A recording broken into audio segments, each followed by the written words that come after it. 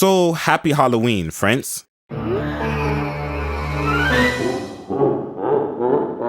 It's Rekka, back again from animebackwhen. And I know it's been a while. What can I say? A lot of other things have held me up the past month, and I'd be lying if I said that any of that was going to change over the next little while.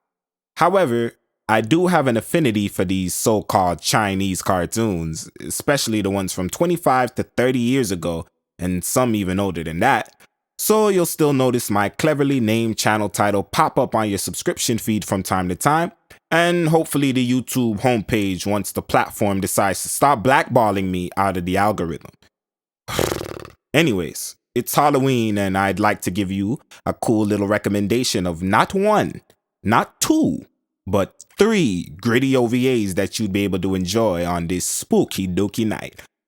On the surface, these can look like all the other dark, generic, demonic OVAs from the 90s, stuff like Darkstalker's Revenge or Wicked City or the Megami Tenseis, you know, those two Tokyo Revelations and Digital Devil Story. And your eyes would absolutely be right. But once you put it on, you'd be blindsided by the fact that none of them are based on any kind of alternate land of monsters and sorcery, and the characters don't talk like they're out of some kind of metaphysical or esoteric novel. Nope.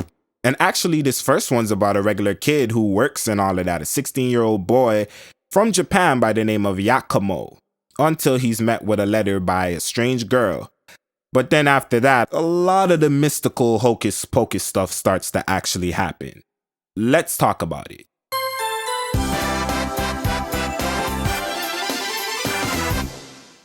What makes a character's reception to the things happening to them in these shows so interesting is usually their history with that said thing.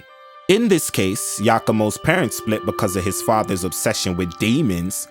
You combine that with the simple fact that Yakumo doesn't subscribe to the belief of these mythological or biblical creatures, you can assume his respect level of his father ain't very high because of that. Until...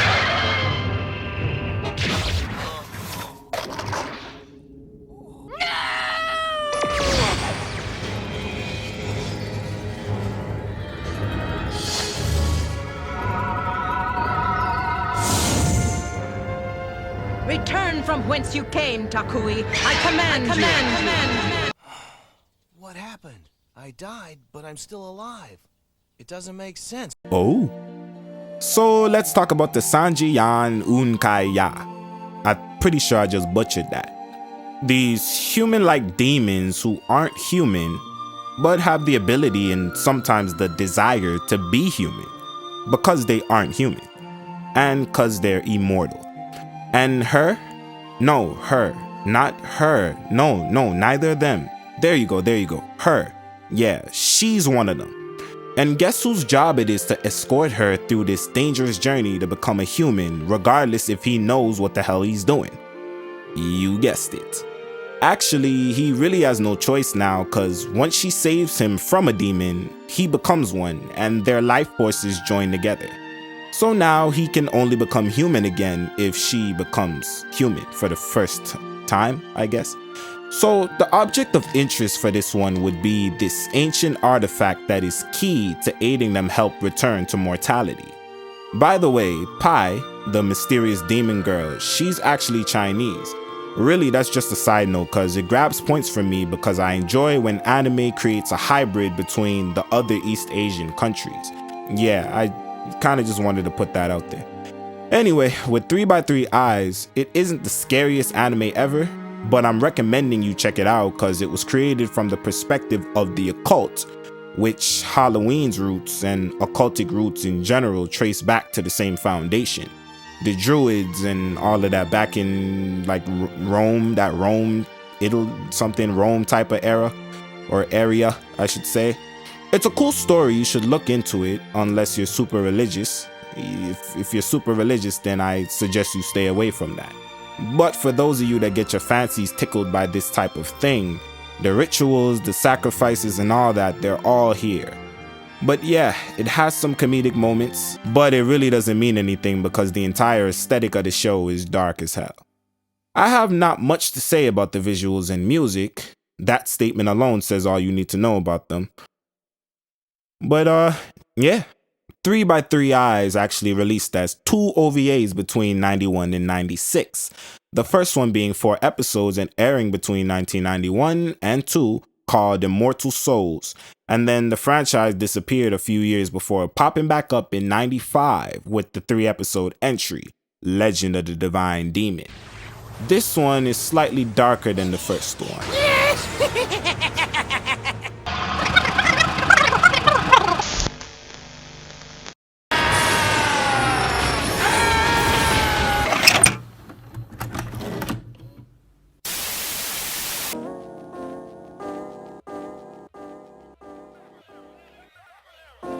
This next one is called Biohunter. Short, but such a fun watch. Spoiler alert, there's a death in the first 60 seconds.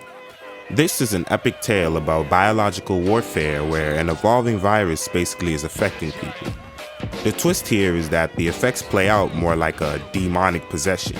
So, our protagonists play 2 university professors by day and biohunters by night, hence the title. To add some seasoning to the mix, one of them actually is infected with the very disease.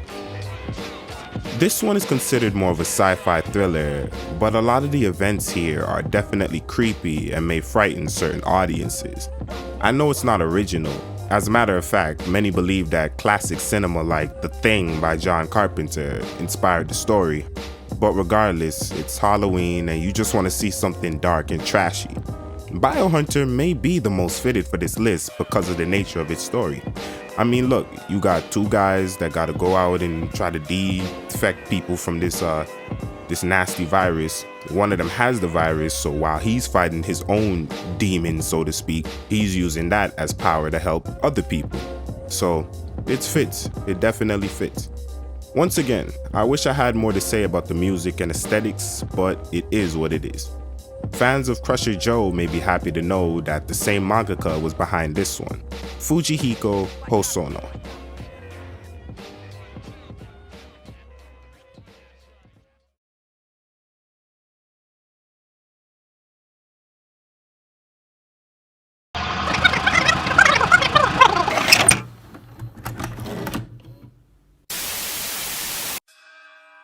Aside from a handful of solid mainstream hits and mid-tier releases, Rumiko Takahashi was also known for her darker, grittier stories from her Rumic World franchise as well.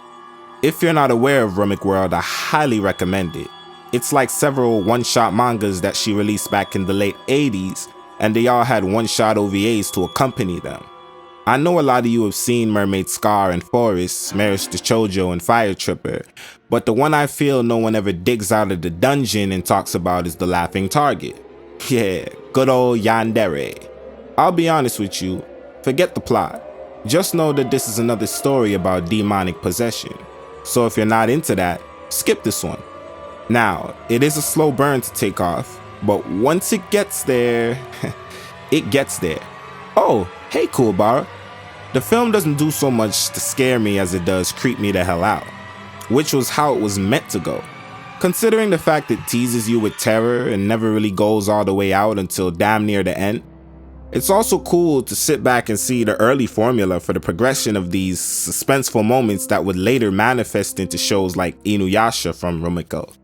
You know, when they visit a village and a person who they think is normal suddenly reveal themselves as a demon or something. Rumiko is notorious for doing this in all her series. Even the lighthearted ones tend to have these suspenseful, revealing moments where you ask yourself, yo, what's up with this dude right here? There's also a sense of old school storytelling here that many have pointed out in the anime community regards to this movie, which I get where they're coming from because it lacks what we're accustomed to today. The style where you get your hand held through comprehending what's causing these supernatural things to happen. In this, from the first few minutes, things just start to happen and you really get no explanation as to why, but not in like a major confusing way. It sort of just is what it is. Now, me personally, I can't truly tell the difference because all I pay attention to is what genre the show is and if it can keep me entertained.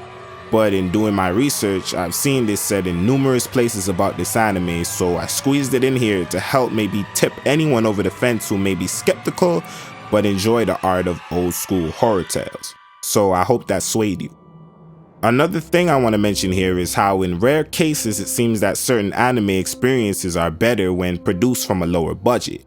The wear and tear of the animation and the lack of sharpness and washed out color help to add the lower vibration necessary to suit the mood of the experience you're viewing. And Laughing Target is no exception here. Matter of fact, it really doesn't matter how high a budget it had. It's impossible to find a quality higher than some old VHS render anyways. Out of all three of these recommendations, this is the only true horror anime on the list, and I did enjoy it despite it not having an English dub, which made it a bit more difficult to handle just considering its age and visual quality. Alright guys, thanks for watching if you stuck around this far, and I hope one of these piqued your interest and give you something to enjoy on Spooky Night. Safe wishes and enjoy your Halloween.